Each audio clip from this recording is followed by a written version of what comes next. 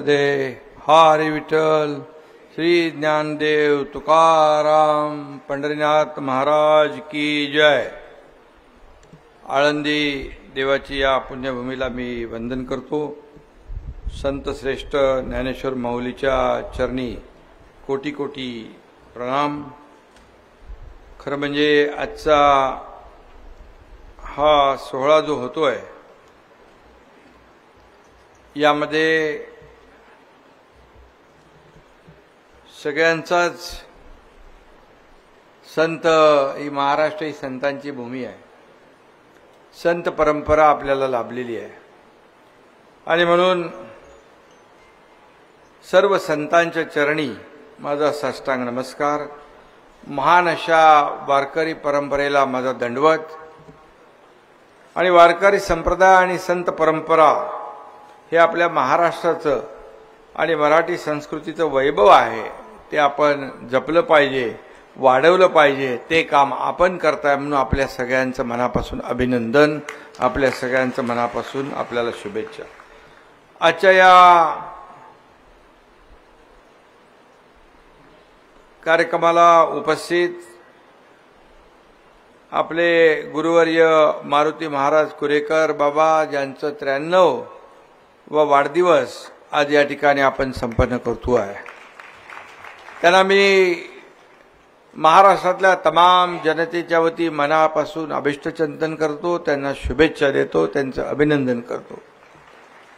आणि रामानाचार्य रामरावजी ढोक महाराज यांचा देखील 70वा वाढदिवस या निमित्त देखील मी त्यांचं मनापासून अभिष्टचिंतन करतो, आपल्या सगळ्यांच्या वतीने शुभेच्छा देतो।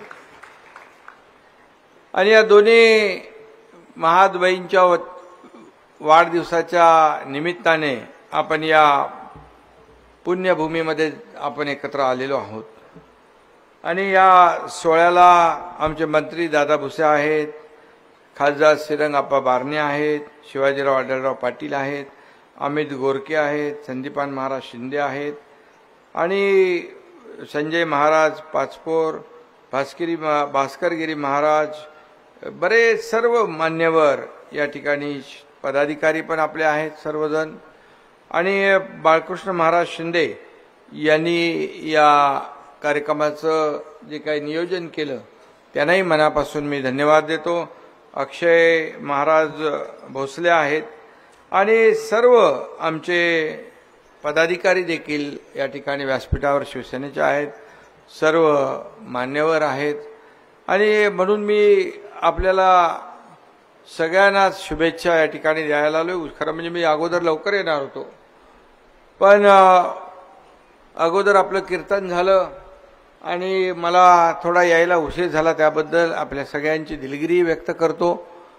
पण मला या ठिकाणी इतर मी महाराष्ट्रामध्ये खूप कार्यक्रम करतो, खूप कार्यक्रमामध्ये महाराष्ट्राच्या बाहेर देखील उपस्थिती देतो, परंतु आजचा कार्यक्रम जो आहे तो सगळ्यात माझ्या आयुष्यातला अतिशय आगळा वेगळा कार्यक्रम आहे। कारण इथं वारकरी संप्रदाय, काही वारकरी संप्रदाय जे कीर्तनकार आहेत त्यांचं या ठिकाणी पूजन केलं, त्यांना वंदन केलं, त्यांचा सत्कार केला। यापेक्षा दुसरं भाग्य काय असू शकतं, यापेक्षा दुसरा समाधान काय असू शकतो। आणि म्हणून आपले कुरेकर महाराज बाबा यांचं 93वा वाढदिवस आणि ढोक महाराजांचा 70वा, मी त्यांना मगाशी म्हणालो गुरु शिष्याचा एकच दिवस वाढदिवस येतो, हा खूप मोठा योगायोग आहे। हा मोठा, खरं म्हणजे हा एक गुरु आणि शिष्य यांचं ते म्हणाले तिथी आणि तारखेचं आहे। पण काही का असू द्या, दोघांचा एक दिवस वाढदिवस आलाय आणि आपण त्या निमित्ताने या ठिकाणी एकत्र येण्याची संधी मिळाली, म्हणून या दोघांचं अभिनंदन केलं पाहिजे, त्यांना मनापासून शुभेच्छा दिल्या पाहिजे। खरं म्हणजे वारकरी पंथाला संपूर्ण आपलं जीवन समर्पित करणारे, या राज्याला देशाला समाज प्रबोधनाची दिशा देणारे, चुकल्या वाकल्याला एक सन्मार्गाचा सन्मार्गाची दिशा देणारे हे सगळे वारकरी संप्रदाय आहेत. खरं म्हणजे आपल्या अमोघ वाणीतून डोक महाराजांनी तर ते तुम्ही 2 मिनिटात 4 मिनिटात दाखवून दिलं की काय. खरं म्हणजे आम्ही किती मुख्यमंत्री असलो, सरकार असलो, तरी सुद्धा राजकीय अधिष्ठानापेक्षा तुमचं अधिष्ठान मोठं आहे, वरचं आहे.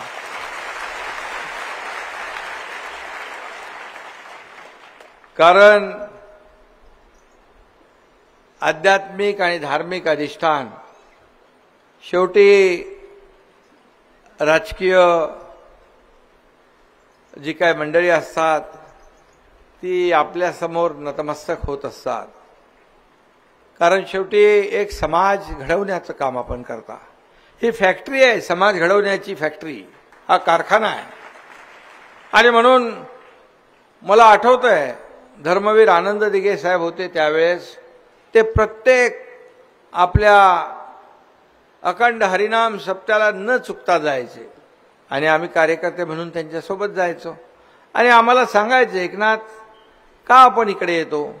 कारण या धकाधकीच्या आयुष्यामध्ये, या पुण्य पापाच्या दुनियेमध्ये, या जगामध्ये थोडा का होईना वेळ पांडुरंगाचं नामस्मरण करण्यामध्ये तल्लीन होता.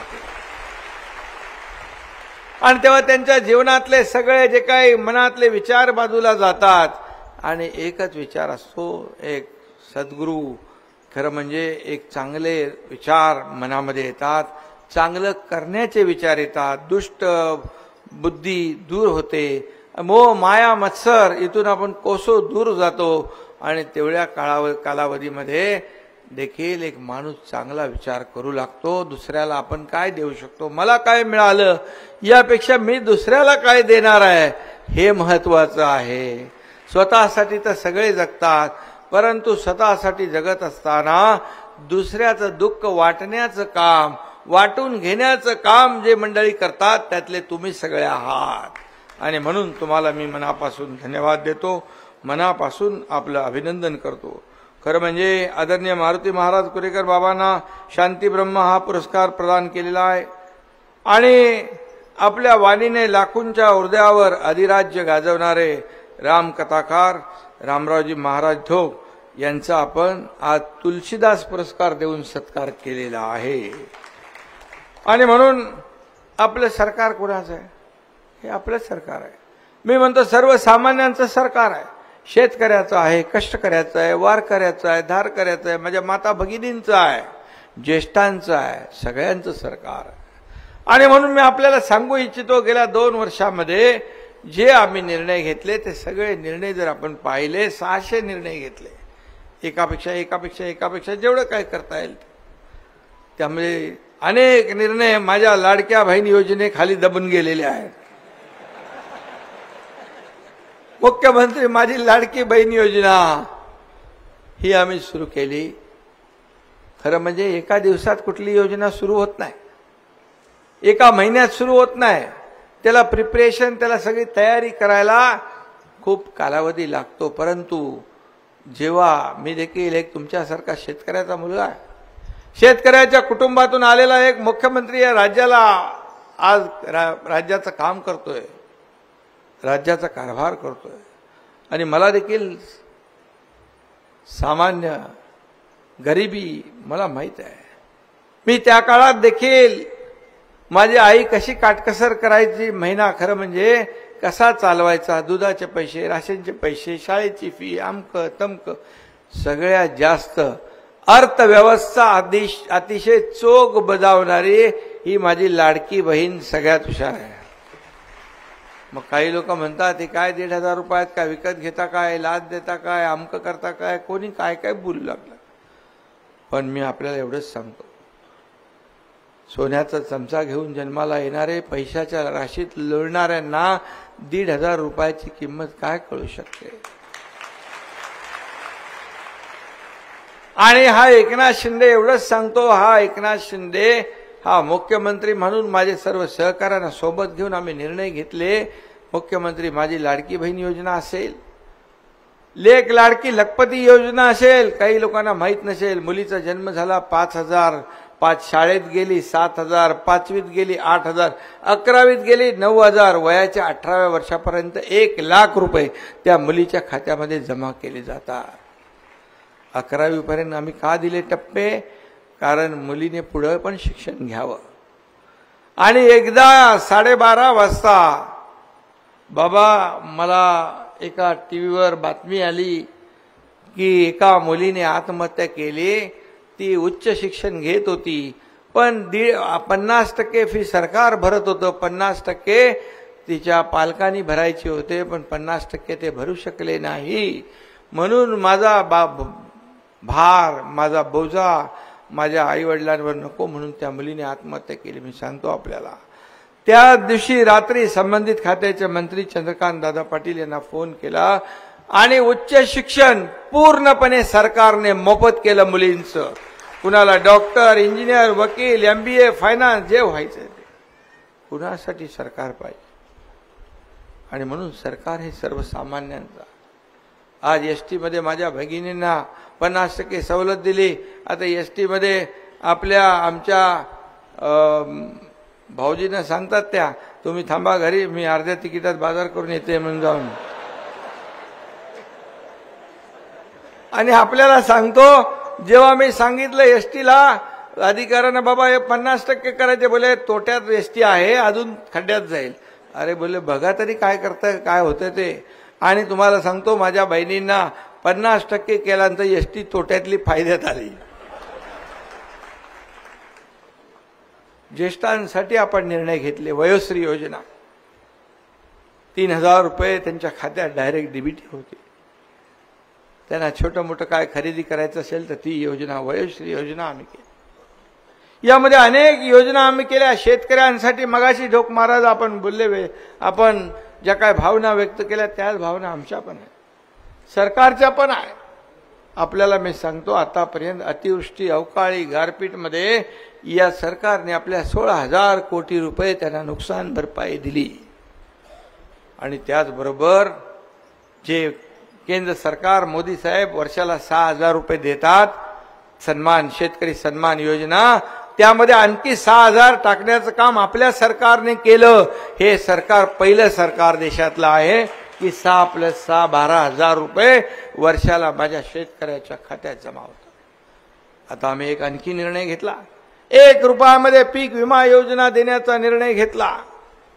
प्रीमियम आम्ही भरतो, शेतकरी फक्त 1 रुपया भरतो. ही पण देशातलं पहिलं राज्य आहे. आणि जे विमा कंपन्या मस्ती करतात त्यांनाही सांगितलंय, शेतकऱ्यांबरोबर मस्ती कराल तर तुमच्यावर गुन्हे दाखल करून तुम्हाला जेलमध्ये डांबल्याशिवाय आम्ही राहणार नाही. कारण शेवटी शेतकरी आपला अन्नदाता, अन्नबाप, मायबाप आहे. आणि आता या ज्या योजना आम्ही 8-10 योजना केल्या, त्याच्यामध्ये शेतकऱ्यासाठी 7.5 HP मोटर पंपाने शेती करणारा शेतकरी, त्याला पूर्ण वीज बिल माफ करण्याचा निर्णय घेतला.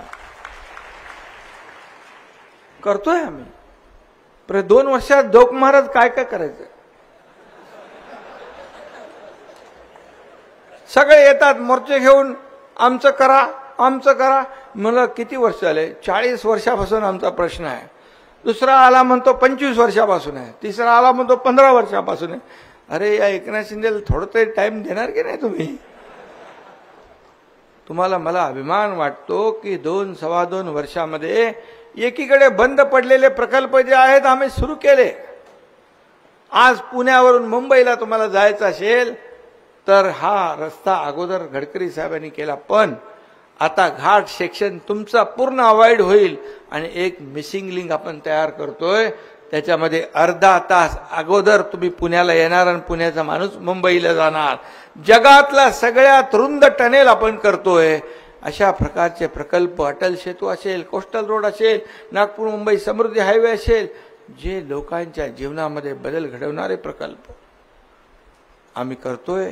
एकीकडे उद्योग आम्ही आणतोय, कारण लोकांच्या हाताला काम मिळणार.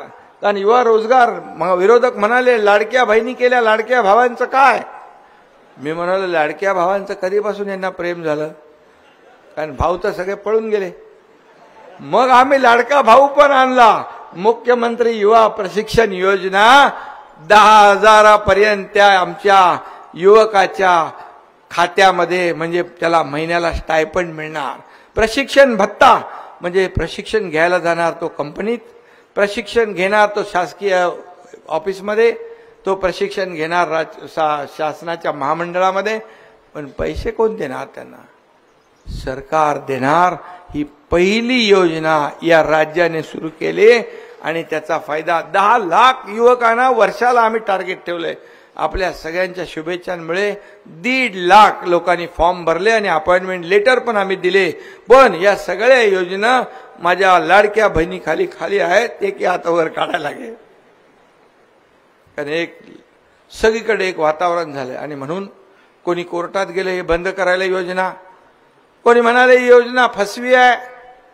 बोले हा एकनाथ शिंदे कधी फसवणारा माणूस नाही, खोटं बोलणारा नाही, आयुष्यात बोललो नाही, कशात कधी बोललो नाही, बोलणार नाही, दिलेला शब्द पाळणार. बाळासाहेब सांगायचे शब्द देताना एकदा नाही, 10 नाही, 100 वेळा विचार करा आणि आम्ही दिलेला शब्द कधी फिरवणार नाही. या माझ्या बहिणींचे पैसे पूर्ण आर्थिक वर्षाची तजवीज आम्ही केली आहे आणि या बहिणी जशा ताकद देतील, माझे भाऊ जशी ताकद देतील, तुम्ही वारकरी संप्रदाय जशी ताकद आणि शुभेच्छा द्याल तशी रक्कम, ही ओवाळणी, तुम्ही म्हणालात की रक्षाबंधन झालं आता भाऊबीजेची ओवाळणी मिळेल. ही ओवाळणी एका महिन्याची नाही, परमनंट, कायम स्वरूपी आहे. हा माहेरचा आहेर आहे. आणि म्हणून मी आपल्याला एवढं सांगतो, बाकी खूप योजना मी सांगितल्या, कारण त्या योजना आपल्या माध्यमातून गावागावात पोचल्या पाहिजे. खरं म्हणजे आपण दादाजी भुसेंना मी सांगितलंय, आपल्या सर्व कीर्तनकार, जी आपली सर्व मंडळी आहे, यांना या योजना ज्या आहेत, या योजना सर्वसामान्य माणसापर्यंत आपण मोठ्या माध्यमातून, आपल्या माध्यमातून पोचवू शकता. हे मोठं समाजकार्य आहे. हे समाज प्रबोधन जसं तुम्ही करता तसंच हे समाजकार्य आहे की एक लाभार्थी आहे पण त्याला माहित नाही माझा लाभ काय. आणि म्हणून अशा अनेक निर्णय आम्ही घेतले. एकीकडे विकास, दुसरीकडे कल्याणकारी योजना, याची सांगड घालण्याचा आम्ही प्रयत्न केलाय. आणि म्हणूनच मी आपल्याला सांगू इच्छितो की किती झालं तरी सुद्धा तुमच्या समोर आमच्या म्हणजे जे काही तुमचं धार्मिक, वारकरी, आध्यात्मिक अधिष्ठान जे आहे, हे अधिष्ठान आमच्यापेक्षा उच्च आहे. आमचे सदैव आमचे जे काही शीर जे आहे, आमचं डोकं जे आहे, आपल्या समोर कायम नतमस्तक असतं. आणि म्हणूनच आम्ही आज आपल्याला हवं आहे ते काम करतोय. सण, उत्सव, परंपरा पुढे नेण्याचं काम आपण करतोय. आणि म्हणून मी एवढंच सांगतो की आपले मारुती महाराज, कुरेकर बाबा आणि आपलं योगदान फार मोठं आहे, फार मोठं आहे. आणि म्हणून ही जी काही जोग महाराज वारकरी शिक्षण संस्था जी आहे, हे या संस्थेमध्ये मगाशी सांगितलं की इथं शिकणाऱ्यालाही फी नाही आणि शिकवणाऱ्यालाही मानधन नाही. जगामध्ये अशी संस्था कुठेही नसेल.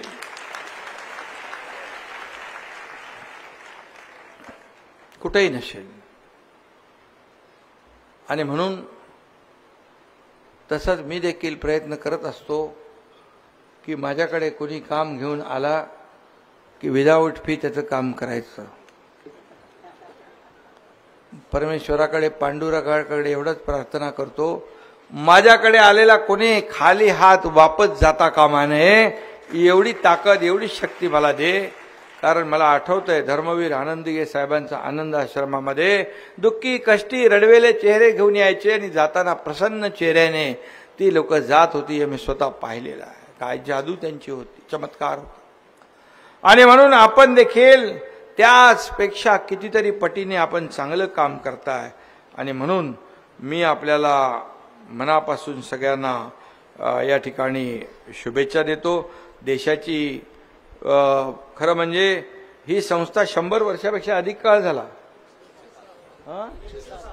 107 वर्ष संस्था अनेक येतात, अनेक होतात, परंतु 107 वर्ष आपला इतिहास आणि आपलं काम, आपलं नाव जपण्याचं काम ही संस्था करते आहे.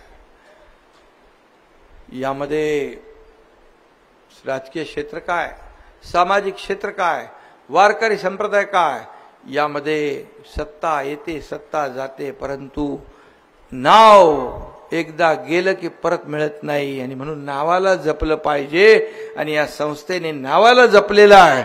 107 वर्षाची परंपरा या संस्थेची आहे आणि एक पिढी घडवण्याचं काम आपण करताय. आणि म्हणून ही मगाशी मी म्हणालो की हे फॅक्टरी आहे, हा कारखाना आहे, सुजाण नागरी देशभक्त देशसेवक घडवण्याचं एक मोठं काम आपण करताय, महान काम आपण करताय. आणि म्हणूनच मी आपल्याला खरं इथं आल्यामुळे मला एक वेगळा अनुभव आला, वेगळा आनंद आला. आणि यामध्ये मगाशी आपण सांगितलं की वारकरी संप्रदाय अनेकविध परंपरेची देखील पायीक असतो आणि इथं अनेक मंडळी उपस्थित आहे. खरं म्हणजे या भक्ती संप्रदायात फडाची आणि गडांची मोठी परंपरा आहे. आणि म्हणून गडकरी आणि फडकरी यांचे योगदान वाखाणण्याजोगं आहे. मारुती बाबांनी अनेक अभ्यासू आणि संत सज्जन या महाराष्ट्राला दिलेले आहेत. आपल्या वाणीने लाखोंच्या हृदयावर अधिराज्य गाजवणारे रामकथाकार आदरणीय रामरावजी महाराज ढोक हे त्यातलेच एक आहेत. त्यांचाही गौरव या ठिकाणी झालेला आहे. आणि म्हणून देशाच्या इतिहासात अनेक गुरुशिष्यांच्या प्रसिद्ध जोड्या होऊन गेल्या. त्याच तोला मोलाची गुरुशिष्य जोडी गुरुवर्य कुरेकर बाबा व पूज्य ढोक महाराजांच्या रूपात आज आपल्या समोर या ठिकाणी आपण पाहतोय. आणि म्हणून मला त्याचा आनंद आहे. आणि म्हणून असा ढोक महाराजांच्या वाणीचा लाभ आपल्याला मिळत राहो. आपण थोडक्यामध्ये आपलं कौशल्य दाखवलेलं आहे. त्यामुळे आपण आपल्याला मी एवढंच सांगतो की आपल्या दोघांनाही दीर्घायुष्य लाभू द्या. आणि मगाशी सांगितलं की आपले मारुती महाराज कुरेकर बाबांची आपण सेंचुरी शतक महोत्सवी वर्ष साजरं करू. त्याला देखील मला बोलवा. आपण मी नक्की आल्याशिवाय राहणार नाही, कारण या लोकांचं योगदान फार मोठं आहे. आणि म्हणून मी जास्त काही बोलत नाही. एवढंच सांगतो की पंढरपूरची आषाढी झाली. आपण म्हणालात की पहिला मुख्यमंत्री की तिकडे जातो काय, त्या मोटरसायकलवर फिरतो काय. मी त्या दिवशी माझ्यामुळे मी सर्व आमच्या पोलिसांना सांगितलं, आपल्यामुळे वाहतूक कोंडी होता कामा नये, वारकरी संप्रदायाची गैरसोय होता कामा नये, नागरिकांची गैरसोय होता कामा नये. म्हणून मी त्या बाईकवर बसलो, सगळ्या गल्ली बोळात फिरलो, सगळे रस्ते बघितले. स्वच्छता पाहिजे होती, मोबाईल टॉयलेट पाहिजे होतं, पिण्याच्या पाण्याची व्यवस्था पाहिजे होती, डॉक्टरची व्यवस्था पाहिजे होती, वैद्यकीय शिबिराची व्यवस्था पाहिजे होती, हे सगळं अन्न छत्राची व्यवस्था पाहिजे होती. हे सगळं पाहिलं आणि मी स्वतः पाहिलं. स्वतः कलेक्टर कमिशनर सगळ्यांना सांगितलं, हे फक्त लावून ठेवलेले मोबाईल टॉयलेट असे असता कामा नये, ते स्वच्छ राहिले पाहिजे. यासाठी देखील जे जे काय करायचं ते केलं पाहिजे. या सगळ्या बारीक सारीक गोष्टी ज्या आहेत, मी सर्वसामान्य कार्यकर्ता म्हणून काम करतो. मी जमिनीवरचा कार्यकर्ता आहे. मी आज मुख्यमंत्री असलो तरी सुद्धा कालही मी कार्यकर्ता म्हणून काम करत होतो, आजही मी कार्यकर्ता म्हणून काम करतोय, उद्याही मी कार्यकर्ता म्हणून काम करतो. माझी जबाबदारी होती. लाखो माझे वारकरी बांधव भगिनी तिकडे येणार, त्यांची गैरसोय होता कामा नये. सरकार कशासाठी पाहिजे? सरकार या राज्यातल्या लोकांना सोयी सुविधा देण्यासाठी पाहिजे. म्हणून आम्ही गडकोट किल्ले असतील, तीर्थक्षेत्र असतील, यांचा विकास करण्याचं धोरण आम्ही हाती घेतलेलं आहे. आणि आम्ही टप्प्याटप्प्याने या ठिकाणी सगळं करतोय. टप्प्याटप्प्याने आम्ही पुढे जाणार आणि संपूर्ण महाराष्ट्रामध्ये ही वारकरी संप्रदाय जो आहे, वारकरी जो आमचा पांडुरंगाचा नामस्मरण करतो, पंढरपूर आहे तसं इतर आपली जी काही आळंदी आहे, इतर सगळ्यात ज्या या सगळ्यांनाच खूप महत्त्व आहे. चंद्रभागा, इंद्रायणी, गोदावरी यांच्यासह इतर नद्यांच्या प्रदूषण मुक्तीचे देखील आराखडे आपण तयार करतोय. आणि म्हणून हे सगळं जे आहे आपण जी आध्यात्मिक परंपरा जपलेली आहे, आता गणेशोत्सव सुरू आहे, सगळ्यांना गणपती बाप्पाच्या मी खूप खूप शुभेच्छा देतो. गणरायाचं आगमन झालेलं आहे, सगळीकडे उत्साह आहे, जल्लोष आहे.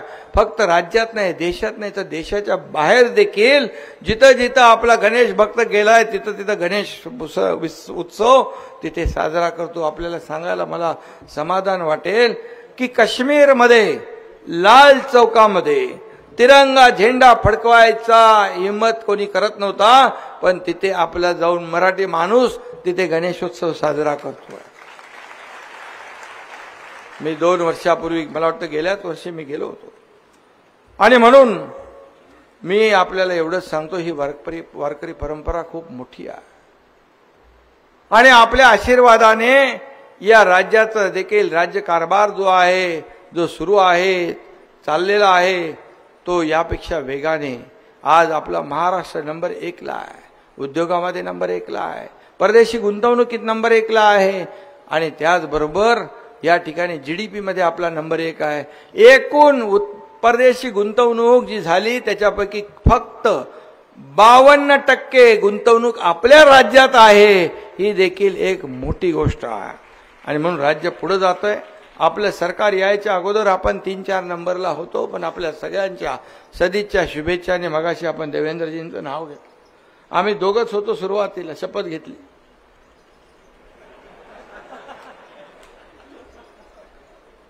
आणि तेव्हापासून तर तो पण एक इतिहास आहे, त्याला हिम्मत आणि धाडस लागतं. महाराष्ट्रातल्या जनतेच्या मनातलं सरकार स्थापन केलं आणि तेव्हापासून आम्ही जे निर्णय घेतले ते जर आपण पाहिले ते सर्वसामान्यांच्या हिताचे निर्णय आम्ही घेतले.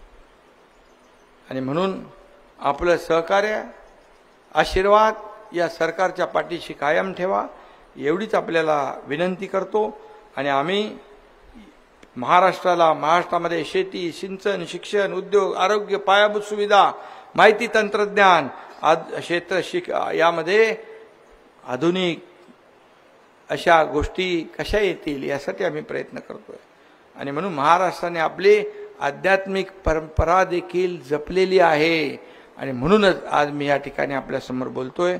मी आपल्याला पुन्हा एकदा शुभेच्छा देतो. आणि जे आपलं वारकरी मंडप, कीर्तन मंडप, वसतिगृह जे काय अडकलेलं आहे आपल्या संस्थेचं, यामध्ये ज्या काही तांत्रिक बाबी आहेत त्या सगळ्या दूर करून हा एकनाथ शिंदे आपल्याला शब्द देतोय की हे लवकरच त्यामध्ये आपण निर्णय घेतोय की या सगळ्या वास्तू जिथून हे सगळी कार्यशाळा आहे, हा कारखाना आहे, हे सगळं देश घडवण्याची, पिढी घडवण्याचा कारखाना आहे, तिथं काही कमी पडू देणार नाही, हा शब्द माझा आहे. धन्यवाद. जय हिंद, जय महाराष्ट्र, रामकृष्ण हरी. 2